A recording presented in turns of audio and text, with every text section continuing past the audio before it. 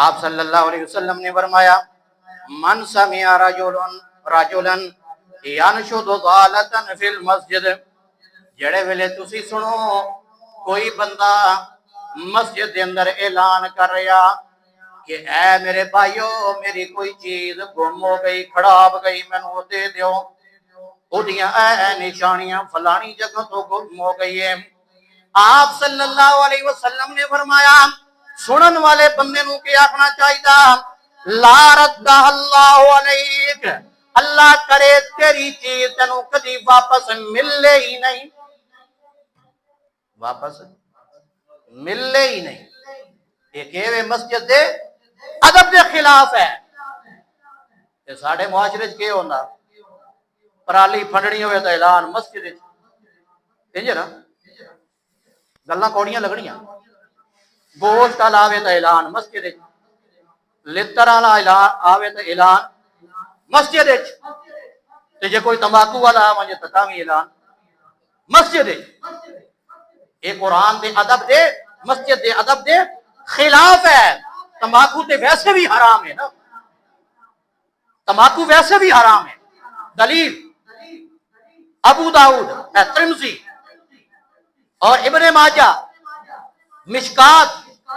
اللہ دے نبی صلی اللہ علیہ وسلم دی حدیث ہے، سیدنا جابر رضی اللہ تعالیٰ عنہ بیان فرماتے ہیں کہ آپ صلی اللہ علیہ وسلم نے فرمایا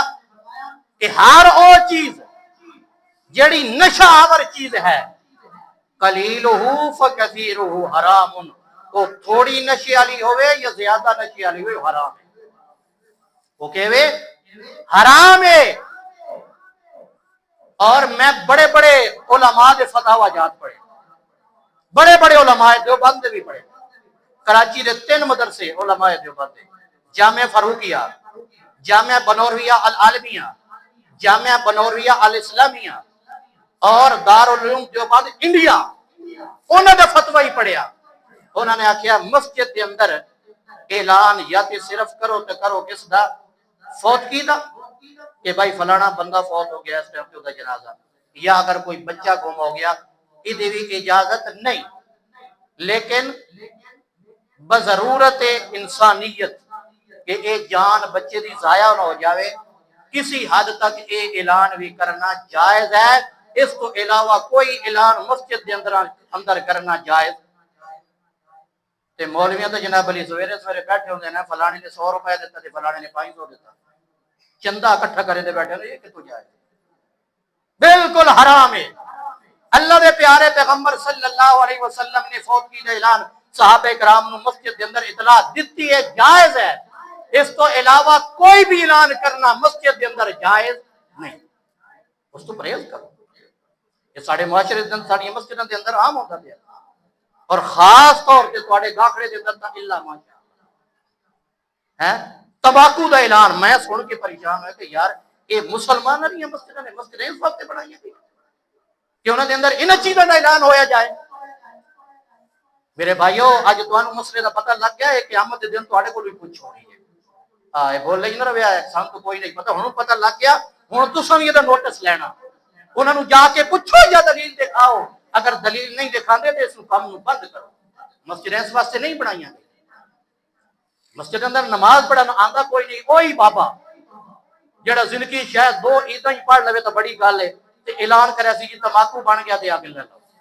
سبحان اللہ، یہ ایمان تو قربان ہے تے اعلان کرن والے مولویاں تو بھی قربان۔ میرے بھائیو